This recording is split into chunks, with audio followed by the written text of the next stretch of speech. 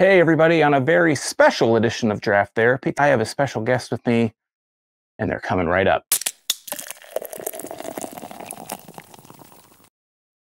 Today on the show, I have Jeff and Jen Smith of Loaded Ice Brewery in Troy, Michigan. Guys, welcome to the show. Hey, thanks. Thanks. Thanks, Sean. Yeah, thanks so much for coming on. So basically, I asked Jeff and Jen on to kind of just talk about, give us some information about Loaded Ice.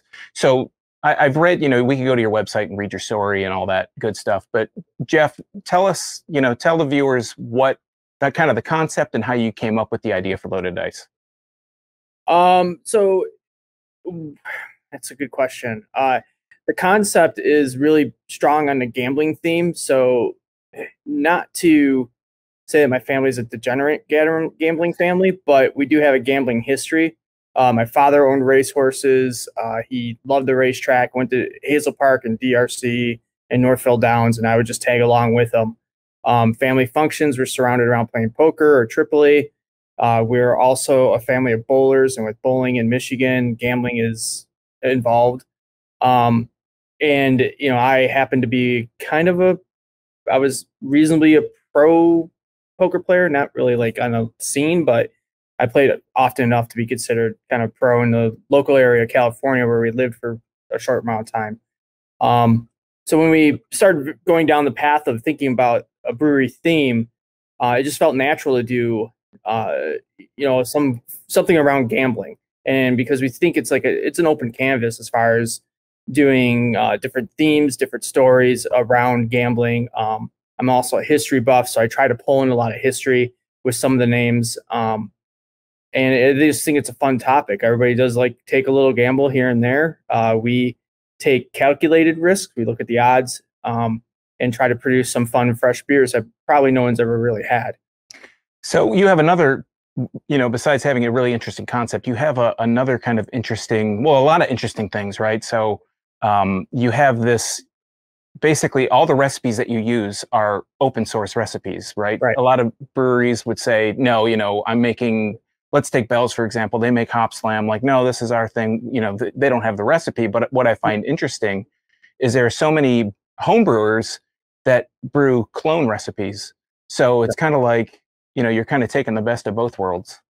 Yeah. So, I mean, I was homebrewing for 20 years. Like I said, I lived in California. And when I first moved out there, I didn't know anybody except the people I worked with. And what we did, we wrote code, we played poker, we made barbecue, and we homebrewed.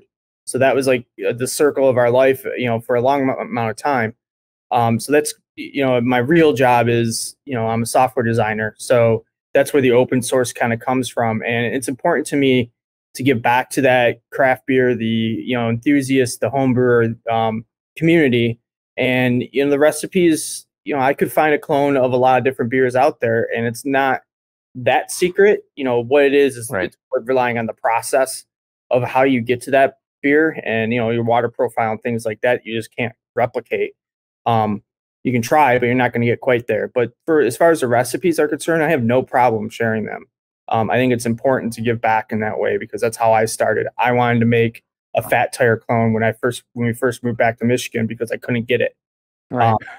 And I found several different clone recipes and I iterated on them and I got to almost where I thought it was like, and then Fat Tire came back and it was nothing like it, but it's that process of going through it, making that beer. And I think it's a lot of fun. I think it opens up conversations that some, enthusiasts or people or customers just don't really get to have.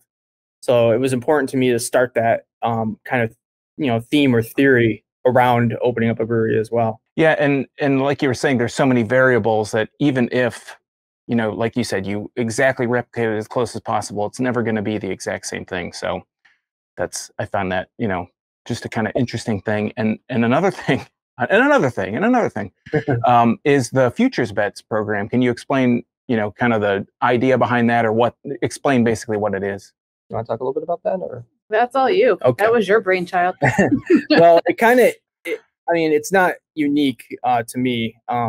Actually, one of my good friends that I think you actually did one of his beers, Andy up at Starving Artist, Mm-hmm. he had this barrel share program, and I thought it was great because when we did live in California, we'd go to Napa a lot and we'd buy into futures of wine, and it's kind of the same concept. So what I did, I procured a bunch of barrels from Motor City Gas in Royal Oak, and I pinpointed about 4 beers I wanted to put into that. So it's 4 beers across 6 different barrels, and I offered it up to my small community of followers that I have right now, to buy into these bets. So you can take a bet, and for a set price, you're going to get at least 6 12-ounce bottles out of the barrel that you bought. It could be more. It just depends on how many people actually bought into the futures bet and what it yields. I padded it a little bit, so I think everybody's going to get about 7 to 9 bottles, but I don't want to say that and concretely, say that right on the point. He likes to do taster, so yeah, I got to stop tasting them. Hey, I only have 3 bottles. What's going on? That's my biggest fear. But I also like sharing to people here too. So that's part of that whole open source thing. Like, I'm constantly bringing out stuff that I'm fermenting in the back, for people to sample, to my detriment. I mean, it's not going to be a lot, but it works out to be a few pints. But people get to see the process at that point. But back to the future bets. So I just think it's a fun little program that I want to repeat every year, if not maybe twice a year. That I think people can get kind of involved and invested into the beers themselves and talk about it as they see it kind of progress through the phase of being barrel aged. So again, kind of hitting on interesting things, or maybe not so interesting. Well, interesting, but maybe not so great, is that you guys were originally a Kickstarter kind of brewery or plan, right? And I started following you on social media, and it was this big. It was cool to see all the behind the scenes stuff going in, like getting when you finally got permits, and I think you posted a picture of, I don't know if it was like a building permit or the your Exactly. license. And then moving on, and it was early last year, 2020, and I think you mentioned something about opening in the spring, and then obviously the world that we're living in now happens. So how was that opening during a whole? I mean, you opened in September, right? Yes. So how was that whole process? I mean, there had to be just stress upon stress upon stress. It was and it wasn't, because we didn't know any different. The one thing that we've done for a long time, like you were mentioning, is always taking people on the journey with us. We lived long distance for family, so we're used to kind of documenting that stuff. So when we started the Kickstarter, we were like, we're going to do this. We're going to take people along, and they can follow our story from the beginning and see where it goes and where it leads. So you're right, we did share stories as we've got our building permits and everything past the city and approved, which the city crew was amazing in helping us get a location that would work for us, and getting through the building process. The longest portion was probably the whole architecture and getting those final plans approved. And we thought we'd hit the ground running once that was gone. And then that's when the pandemic really shut everything down. So we got delayed, but we have a small group of friends who luckily have some building background, and that's their profession. So we luckily were able to lean on them a lot and put in a lot of sweat equity ourselves to get going here. I tried to manage as much of it as I could along with the kids and the full-time job while he was trying to manage what he was going to brew and what equipment he needed to actually build up from a home brewer type of thing. So, we kind of ripped the Band-Aid off in early September. We're like, we got to do this. Let's go. And everyone asks us that question. They're like, how are you doing the pandemic? We're like, we don't know any different. That's just kind of our story. That we've had a few instances in our life where that's like the thing. And everyone's like, how is it? We're like, we don't know any different. So it's okay, I guess. Yeah. We have people coming in the door. We have beer going out. So we're keeping the lights on. So we had a little bit of epiphany. Someone mentioned to us, like, you've never been at 100% capacity. And we think I don't want to say, we feel busy. I mean, it's just really her and I. We have some people helping, but, I'm brewing 3 to 4 times a week. She's handling, the business end of it. And, if we had a staff, it wouldn't be as much of it on us, but we can't really get a staff because we can't depend on getting income enough to pay a staff. So it's a little bit of a catch-22. We're working our ass off. I'm sorry, can we swear in this thing? Say whatever you want. Whoop, whoop. So, you know, we are working very hard to keep up. And we're taking some strides to kind of, I guess, help us make that next step to, if we do go back to even 50%, we'll be a little bit more prepared. Because when we opened, that opening day was just bonkers for us. You never really know what to expect. And all my projections were saying, you know, 5 to 7 kegs for a weekend. That opening night, we went through 11 kegs. And I was down to like my last keg that was carbonated. And I just had to keep turning people away because, you know, they're like, do you have an IPA? Nope, I have an amber. Do you have a stout? Nope, I have an amber. Do you have a lager? Nope, I have an amber. Do you have anything sour? Nope, I have an amber. So, you know, that part's what's the stressful part to me, you know, is like thinking about what it's actually going to be like to have our full capacity, which is 77 people in here. I think the most we've ever had since we opened was probably that opening weekend where we probably had 30 people inside and probably another 30 to 40 outside. And we've kind of hit that a couple times. Even outside, we've been kind of, when we only could do outside, we probably had 30 to 40 people. You know, we got this little makeshift patio that we have out there. We probably had that many out there too. And, you know, it's kind of been a little bit of a blessing for us to open up in this, because it's like we just have a prolonged soft open, you know, and it's kind of let us figure some things out on the fly. Not that I didn't know it was going to be hard work and it was going to be difficult, but I didn't know what I didn't know. And I just had a couple friends who are in the brewing industry, you know, some brewers at other places come in over the last couple of days, and you know, they kind of forced me to look back to where I was as a brewer 6-7 months ago. And I didn't even know how to really carbonate out, you know, a beer outside of doing it in the keg, you know, over a long period of time. So, you know, all the things that I've learned and incorporated and adjusted, you know, there's a little bit of a maturation process in for myself, and even, you know, with Jen, as far as the business side and how to run a front of house. Like, these are things that, you know, we're like, we'll just open, we'll serve beer. Can't be that hard. I mean, we didn't really say that, but, you know, that was kind of our thought process. We'll just kind of go with it. And, you know, I think now the fact that we've only been at 25% has actually worked to be a little bit of a benefit for us. But it is a little bit terrifying thinking what it's going to be like in the summer if we open back up to 100%. But we're like you were saying, it's like this extended soft launch. So you get to, in a way, it's kind of good, I guess, because like you said, you get to kind of learn.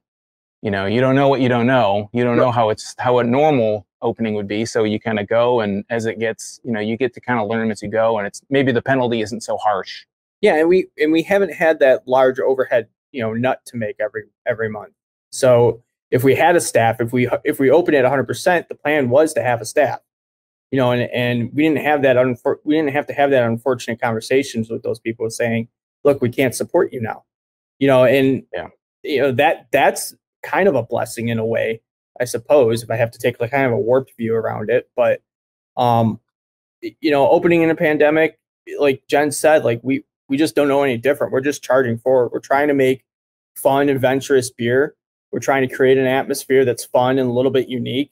And you know, probably quite silly to, you know, to most people, but the people who have been coming in, they get it. They're starting not to, you know, because every week there's a new tap list. You don't come in and get that same beer you had 3 weeks ago. And for me, as like a fan of craft beer, that's kind of exciting. And the people who are coming in regularly are starting to get that and gel to it. And you know, it's kind of picking up some steam. And that's the exciting part for me, is to hear people say that have been here since we opened, saying, you know, we're kind of liking the fact that we can come in and have a black IPA one week, and then the next week it's going to be a coffee porter, and then the next week it's going to be some super fruited elderberry sour. Like, you know, to that's interesting, and I love hearing those conversations and talking to people about what's coming up next. Yeah, you kind of covered. I was going to ask you, like, for staffing, you know, with you two being the staff, it's probably not as bad. But like you said, with all the fits and starts that we've had, with 25%, okay, we're going to pull back from that. All the different, I don't make it, regulations might not be the proper term for it, but all the different changes that have been going on, that's probably been a lot easier. Like you said, a blessing in disguise that you didn't have to say, hey, sorry, we don't need you, Right. We'll see you next time, whenever that is, if we see you next time. Right. That kind of also brings up another question. You mentioned with your opening, you sold through so much more than you thought that you would have. And when a customer comes in, they see different styles, and that's exciting because it's good for I guess it's good in some ways and bad in some ways, right? Because in some ways it's good for the customer because they go in, it's good and bad for everybody because the customer gets to come in and they get to see like, oh, hey, cool, I get to try this. Like you said, it's always changing, but then when they come back, you might not have it. That kind of also brings up the question how you're brewing like every day then, right? If you're going through all this, roughly this turnover. Yeah. So we just upgraded our system. I was running a 1-barrel system. Shout out to Psycho Brew. They worked with me to get me up to a 2.5 barrel system. And I have some fermenters that are larger coming on its way. And the exciting part of that is I can brew 2 barrels at a time and split it into 2 different beers. So that's going to allow me to brew just about the same amount of beer, but instead of brewing 4 to 5 days a week, I'm brewing 2 to 3. So it may not seem like that much, but when you don't have to clean out a mash tun and clean that grain out, every other day, it's huge. Like that was, the brewing's great. I love brewing. I love coming up with the recipes. It's more or less, the repetitive cleaning of everything that kind of wears on me. So the fact that I could space that out a little bit better and a little bit differently and do some different things with the batches is kind of exciting for me. And kind of, again, going back to not to keep harping on the pandemic stuff, but I find it interesting. And I was curious, you have customers come in, they try stuff, there's turnover. And obviously with you guys being the staff, you notice when someone's a regular, when they've been in a couple times or when they've been in multiple times, or, maybe it's their first time or whatever. How much can you estimate, or would you know how much of your business is like your regular customers, like a diehard kind of following so far, and how much are like, I heard this place opened, let's go try it out, let's get a couple cans. Do you have an idea of what that is, what that's like? Yeah, I think like October and November, we were really relying on our regulars, but the last few months we've seen a definite uptick in new people. And I think it's a couple different things that happened. Nice can, by the way. Yeah. I wonder who these guys are. I never heard of them. I think it's the restrictions loosening and people getting cooped up and want to come out. And I also think that we're also starting to generate some steam as far as getting our word out here. We're in a sleepy little strip mall. And sleepy's a kind word. That's somewhat hard to find. It doesn't face the street. There's no foot frontage. And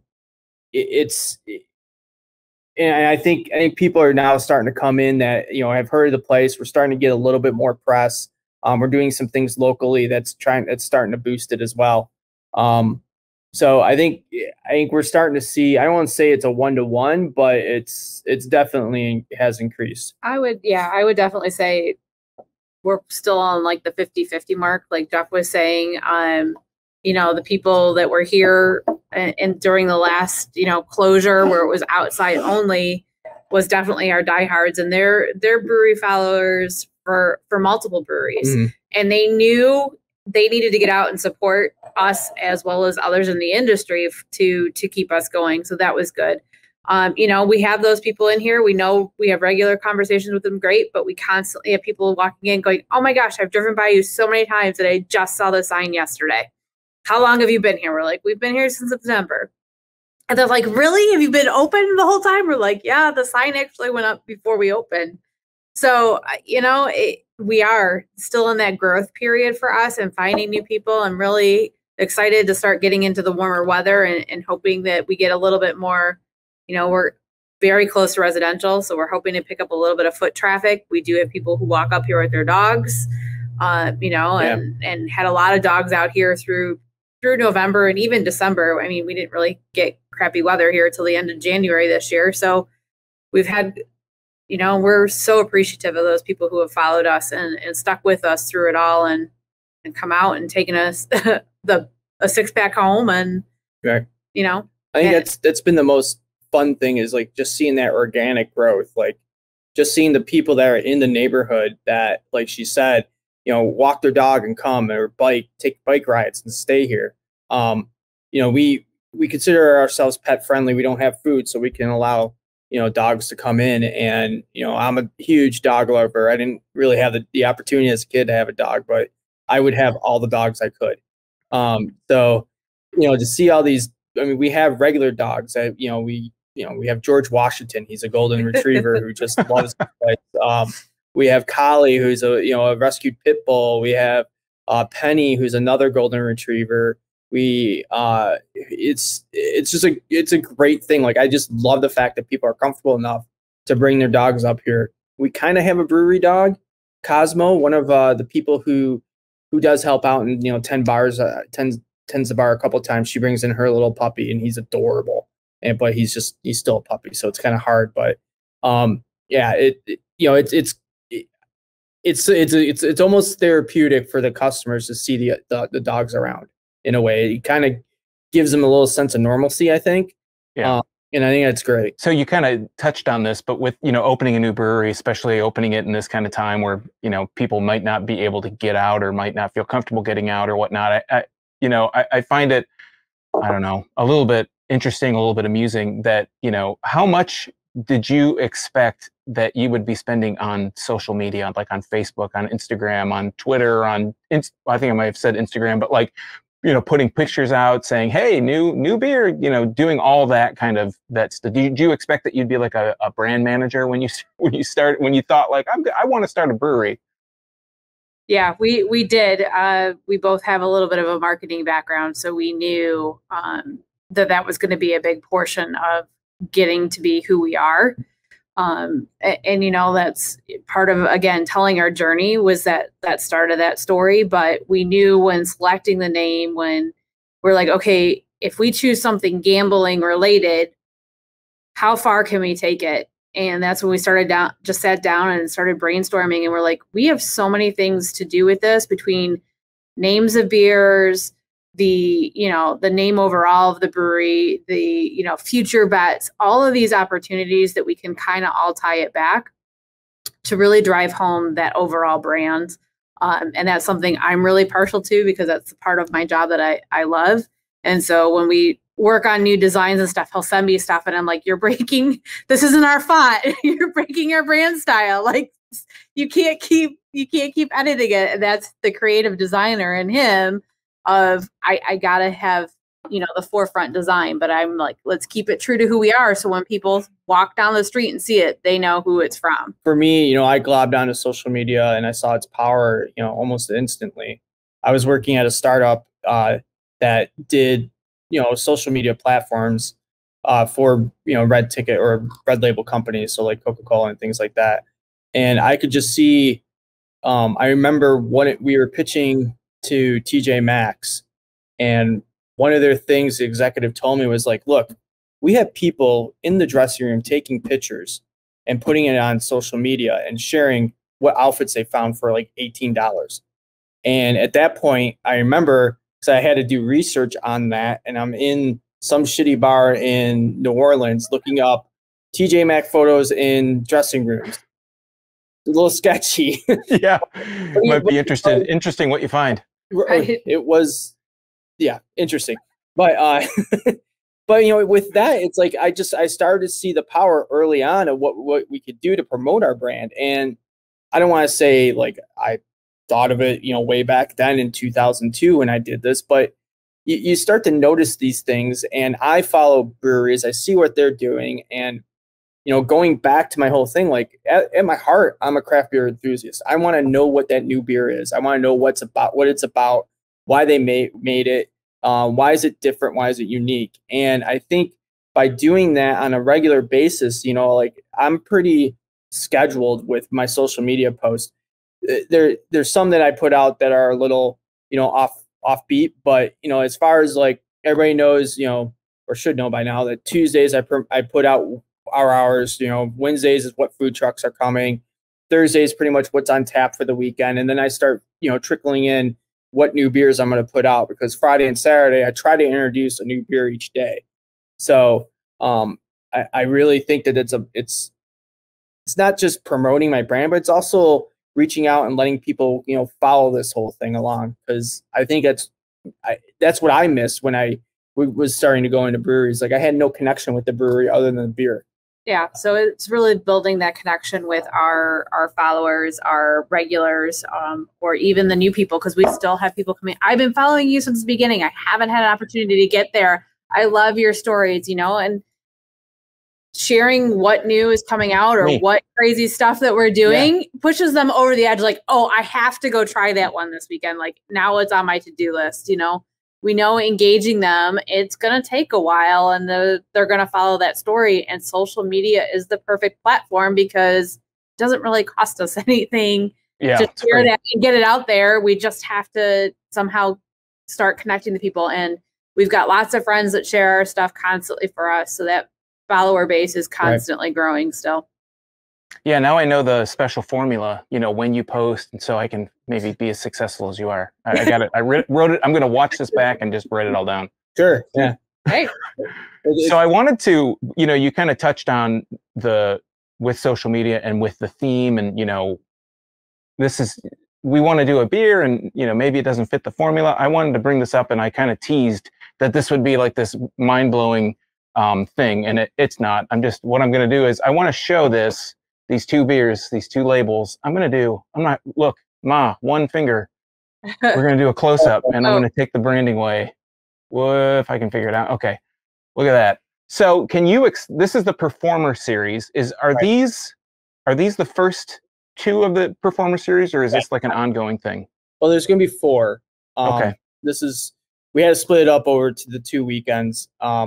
So this is 2 of the 4, and they kind of graduate in like ABV content. So what you're showing now is Give 'em Props, which is a carrot ginger sour. That's after Carrot Top. So each one's a different performer in Vegas. I may or may not have seen Carrot Top at least a dozen times, and I may or may not have been a prop in one of his shows. But be that as it may, we will move on. The next one is Blue Tubes, which is after the Blue Man Group, because I can't trademark things or trademark rights. So this is a blueberry Hefeweizen that's about 5.4%. So we're starting to kick up. We go from 3.5% to about 5.5%. So the next 2 that are coming out this weekend, it's, don't have the cans there, which I'm sad, but it's a beer called Easy Tiger. It's a blood orange New England IPA for Siegfried and Roy. And the art's incredible. I happened onto this guy through Instagram, through another brewery that's opening up in May, Arctic Circle. This guy, Adam Farr, did hit their logo, and I really liked it. And I just started following on Instagram, and I just give him concepts. Like, I come up with the original kind of drawings and concept, and he just takes it to the next level. So then the 4th beer is called Midnight Idol, and it's after Wayne Newton. And it is a black ale that, it's a strange one. I did a lot of things. It's a beer I made. It's the black ale, and I put about 30 bars of astronaut Neapolitan sandwiches in there, astronaut ice cream. Okay. I fermented it on strawberries, and I just transferred it, and I added about 300 grams of edible glitter. You posted about that today, didn't you? Yeah, I sure did. Yeah. And you swirled it. Yeah. I know. Immediately, I had 3 or 4 of my brewer friends going, "What the fuck are you doing?" And because it's back. There we go. It's a horrible thing, edible glitter in beer. But it just fits with Wayne Newton. Like, it should be there. It's got to be there. So it's super silly. That's kind of like my whole thing. Like, I don't know what these beers are going to turn out like, but I won't know until I try it. And I kind of approached this phase of our brewery as like just a a big test batch. Like I'm going to try things. I'm going to see what works. I'm going to have fun. I'm going to take people on this journey. We're going to laugh. We're going to probably not like a lot of the beer, but we're going to have fun going down it. So he's his own worst critic. I hate pretty much every beer I make. We're all, I'm the same way. I do something and someone's like, oh, that's pretty good. You probably do something, they say, oh, this is great. I do something, they say, that's pretty good. And I'm like, no, it's bad. So just kind of last question, what are there, do you have, what's the next step? Are there aspirations that you have, like programs that you want to roll out, maybe other kind of series that you want to do that we can look forward to doing? Yeah. I have like 80 recipes I haven't even touched yet. There's a few different series. I want to do a casino movie theory or series. I want to do the Demolished Casino series. There's just a few that we got kind of in our back pocket that we're ready to roll with. As far as like growth, we just got to see what 100% looks like. I really want to see that before we determine what's going to happen. I can already tell we outgrown this space. So we're starting to have conversations about what that next, whether it's expanding this space in the strip mall or getting a standalone place or another place. What that would look like, because right now it doesn't make sense for us to go into a new place at the same capacity level. Like if we make that jump, we're going to go big. I mean, we're not talking like, Atwater or Bell's or Shorts big, but, big enough to where we can, where I don't need to brew, 18 times a week. And, if we can support our tap system that we have, and, maybe do some small scale distributing, but, that's the exciting part. Like, we don't know what that next step's going to be like, but we're taking the strides to start being prepared for that. And we're only in it for 5 months. We're already starting to have these conversations, which I think is silly. But like I said, as soon as we opened, we outgrew this space. Right or wrong, that's just what happened. And I think we're prepping ourselves for some success in front of us. We already know that she can't do the whole front end of the house stuff and the business stuff, and I can't do all the back house stuff by myself. So we're discussing what our staffing is going to look like, what's that first move, which is probably going to happen pretty soon, and how we can keep moving this brand forward. All right. Well, I think I covered all my bases. Is there anything else you wanted to add, or maybe just kind of give yourself a shout out on social media, where we can find you on social media? What beer are you drinking? I am drinking Mob's Accountant. Yeah. What do you think? I like it. It's light. It's not. It's 3.3%, so I don't feel like when I'm done with this, and we're sometimes when I do live stuff like this, I talk to somebody, and you go through a few beers, and you're kind of like, you can tell that you're maybe not all there. Right. The questions might flow, the words might float more easily, but they don't sound as good. They're just kind of meshing together a little bit. Yeah. It's got like this. It's got like a wheat. Obviously it's got a wheat, but it's got like almost like a coriander or some kind of like spice in it, which is really subtle, but it's really kind of nice that it's not over the top. So it's a historical beer. So the best way I could describe it, it's a smoked Polish wheat lager, if that makes sense. Yeah, smoked. Yeah. So it not many people make it, and it was important to me because she's has a Polish background or heritage. Mm-hmm. And there's actually been a couple people who asked me to make this beer, and I even wanted to make it long before anybody brought it up, just because it's all, not only is it fun to be silly with beer, but it's also important, I think, to start bringing these older recipes back up into the mainstream. Yeah. I do and I don't know how I'm going to do this here, but I do what's called a Captinus beer, which is they'll you basically take the whole mash out, and the traditional way in Lithuania is that they put it in these big brick ovens at like 750 degrees, and they bake the mash, and it gets introduced like all this caramelization to it. I smoked it on my smoker for hours and hours and hours, and then you re-mash in and you run the process through again, and it just came out like this beautiful smoky caramely taste. I really want to replicate that recipe here. I just don't know how I get my big ass smoker here, and two, don't know how I'm going to get 180 pounds of wet grain into something.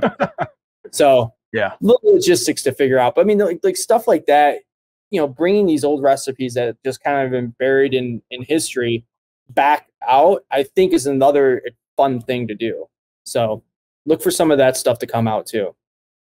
Right or wrong. Yeah, I think that's that's a good point. There's so much stuff. We're always in as an enthusiast, in craft beer, it's always, what's the next thing? What's the next thing? What's the next thing? But there are so many places and so many styles and beers that have been kind of, for lack of maybe a better, way of describing it, they've been kind of forgotten. Right.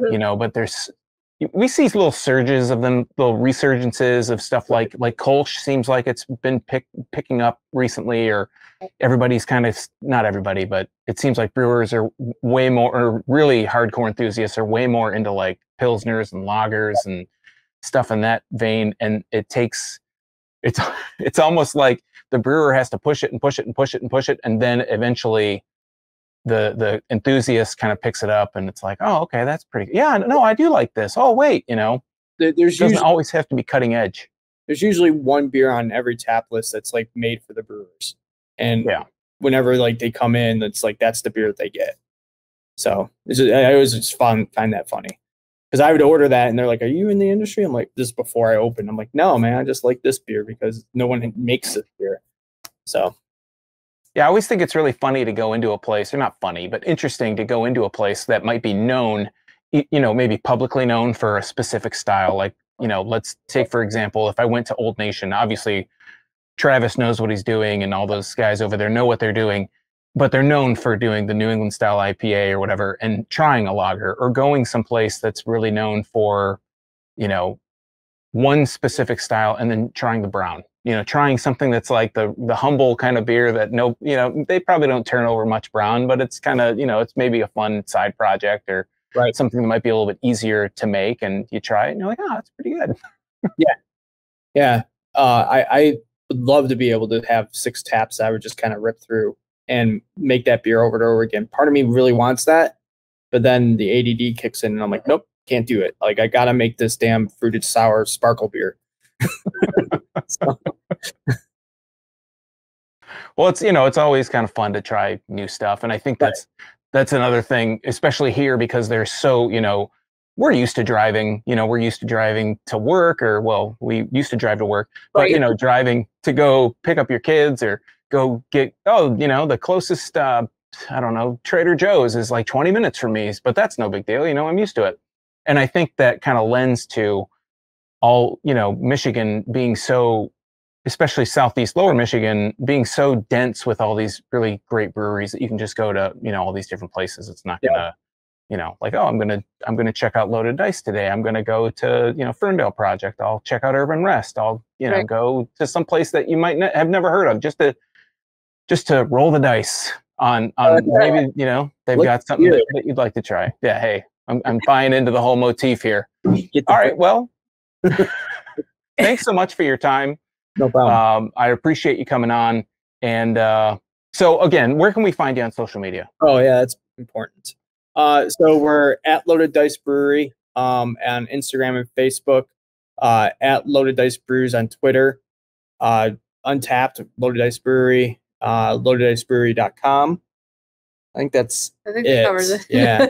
We're not the Snapchappy or the TikToky people, so no TikTok. We were talking about it. No one wants to see me create a loaded dice dance. Nope. maybe her or my daughter, but not me. No one. It'll turn out to be like the truffle shuffle from Goonies. All right. Well, thanks so much for coming on, and Jeff and Jen out at Loaded Dice Brewery in Troy, Michigan. You're on Stevenson Highway, right? Rochester. Right, right off. Yes, correct. Yeah, that kind of Stevenson turns into Rochester at some point. So, all right. Well, check out loadeddicebrewery.com. You'll find the address. You plug it in your GPS. It'll take you right there. There you go. Right on. All right, Jeff and Jen. Thanks so much. Thank you. Yep. And until next, so this is Sean from Draft Therapy signing off. Until next time, I don't have any beer. Well, I have a sip, but until next time, oh, look at that. I almost spilled it. Drink craft beer, support your local breweries wherever they are, and most importantly, don't forget to treat yourself to a little draft therapy. Cheers. Thanks, Sean.